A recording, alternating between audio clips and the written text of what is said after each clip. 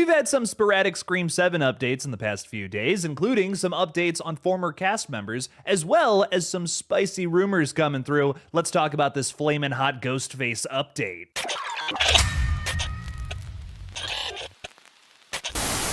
Hey everybody, I'm Killjoy Jake, and instead of having friends, I have horror movies. If you're excited for Scream 7 just like I am, make sure to like this video and subscribe for more updates on the latest Ghostface massacre. Also, the best way to support this page is by becoming a Patreon supporter or channel member, where you'll receive a bonus review video each week. I just posted about Brian Bertino's latest outing, Vicious. Thank you to all of my supporters. Now let's get into these updates. Now, Scream fans oftentimes ask me, what is Melissa Barrera up to now that she's not going to be starring in Scream 7? Well, today we have a really interesting answer. Melissa Barrera just signed on to the creature feature Black Tides, starring alongside John Travolta, that comes from Deep Blue Sea director Renny Harlin. According to Deadline, the film follows Bill Pierce, Travolta, an estranged father trying to reconnect with his daughter Rebecca, Barrera, when their sailboat is attacked by rogue orcas off the southern Spanish coast, setting off a fight for survival across open waters. Coming from the guy that made the second best shark movie of all time, I think this could be the #1 orca film in that very, very limited subgenre. I can literally only think of one other orca movie, Orca, and honestly, it's kind of just a Jaws knockoff. Barrera will also star in the James Wan-produced science fiction series The Copenhagen Test, alongside Simu Liu and Sinclair Daniel. The plot description for that series reads, "In the near future, an intelligence agent is hacked and must prove his allegiance." The spy thriller series drops on Peacock on December 27th. So for those who are curious, your girl is booked and busy. Getting into the rumor mill now, we have some updates, take these with a grain of salt, regarding Scream 7, things that may or may not be happening. But they do kind of build off of some other things we already know about the film. Like this first one, for instance, that's really just kind of subjective. The movie has the most insane chase scenes the franchise has ever had. I mean, that would be awesome if it does, but I don't know if everyone's gonna agree with that. I don't know if that's really like a fact or a rumor. That's kind of just an opinion about someone who may have already seen the film. Also, like, are you really gonna top Scream 2 and I Know What You Did Last Summer?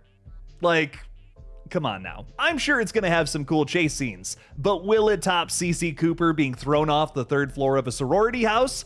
I don't know. Scream fans to this day still wonder, why was there a bicycle up there? Gale and Robbie's clash brings the perfect comedic relief. Again, subjective, but let's not focus on that part. Who the heck is Robbie, you might be asking? This is allegedly Mark Consuelos' character, who is supposedly playing some sort of counter to Gale, maybe like a male reporter, also on the scene reporting on Ghostface, and Gale might not like that a whole bunch. I think this is gonna be one of those like enemies to lovers kind of situations where they're kind of like pissed at each other at first, and then Gale all like, damn, okay, you know, Robbie kind of doing it for me. Whew. I'm thinking a lot about what Gale Weathers said about David Arquette and her relationship on screen with these movies, and how like their romance has to be put to the test in these flicks. That was something she said earlier in the year. So I'm kind of thinking like this could be like almost Dewey's replacement in a way, which I don't think anyone wants to hear, but Gale deserves to move on. Maybe this is how we get a flashback to David Arquette's character. We see like a scene from a long time ago when maybe Gale and Dewey were together,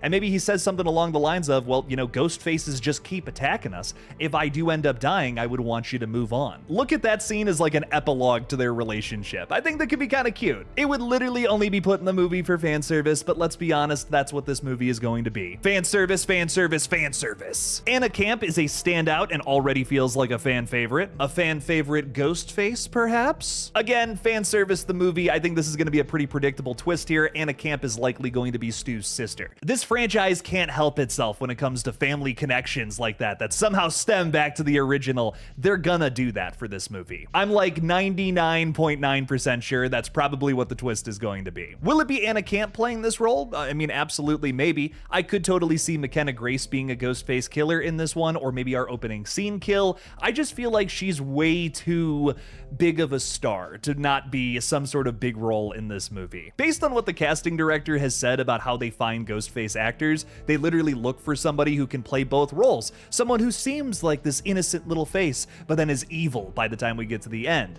I mean, McKenna Grace has literally been in 2 movies, which I did a whole video about this already, where she plays the exact same role. One is a wholesome family movie, the other, she's a cold-blooded killer. Same exact character too. She's a gifted young lady who's super intelligent. In one case, she's killing her classmates, and the other, she's trying to stay with Chris Evans because he's a lovely father, kind of, not really her father, but that's a complicated story. Watch Gifted, it's so wholesome. The twins are more mature, they have a meaningful arc with Gale. This might be a little bit of a hot take, but I'm not like crazy about all the stuff that they did with Mindy's character in the last 2 movies, and honestly, my absolute favorite thing when it comes to the twins is their juvenile banter. Their whole back and forth in both Screams 5 and Scream 6, the beheadings thing, the fuck you Mindy and all that back and forth in these movies. It's a nice little sibling dynamic I think they got going on. I would hate to see that just ripped away. I would like to see Mindy turn into an effective Randy character, however, where she is right about everything and no one listens to her. Like, that to me is what works so well about Randy in the original and even the second film,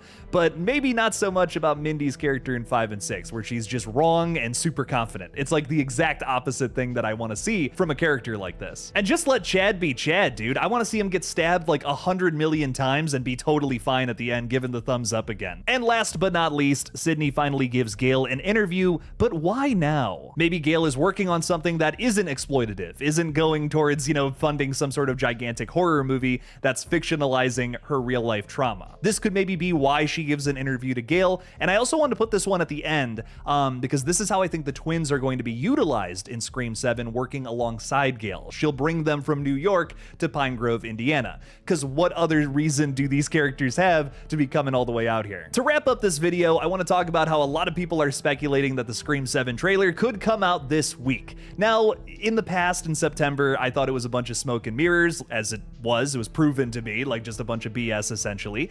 It'll likely come out with Paramount's next horror adjacent release on November 14th called The Running Man. That's a movie that is based on a Stephen King book, who is the master of horror. It comes from director Edgar Wright, who is known for, of course, Shaun of the Dead, the zombie comedy that if you haven't seen it, it's referenced in Scream 4, so basically you have to see it. But some people are speculating that Paramount's release this weekend, a movie called Regretting You, may feature the Scream 7 trailer, and I don't necessarily 100% disagree with this. I would understand if they dropped it this weekend. This rumor kind of makes a little bit of sense to me because this movie stars McKenna Grace, who will be featured in the upcoming Scream film, as well as a ton of other familiar faces in the genre like Mason Timms, who we just saw in Black Phone 2 last week, Allison Williams from Get Out and Megan, Dave Franco from Together, and Willa Fitzgerald, who is literally in the Scream TV series. So I don't think it would be like the worst idea for Paramount to drop the trailer before this, but again, we are 4 months out. That is way too early, I feel, to drop the trailer for this unless they wanted to do an extended marketing campaign. I'm leaning towards no. I don't think we're getting it this week. We're likely going to have to wait until The Running Man drops in just a couple of weeks here, so we really don't have to wait too long, I don't think. If we do end up getting it early though, hell yeah, that would be awesome, and I can't wait to cover it. How do you guys feel about all of these crazy updates? Let me know your thoughts down in the comments below regarding these new Melissa Barrera projects, these crazy rumors, as well as when you think the Scream 7 trailer is finally going to drop. Thank you all so much for watching. Please subscribe, and as always, don't forget to kill it out there, y'all.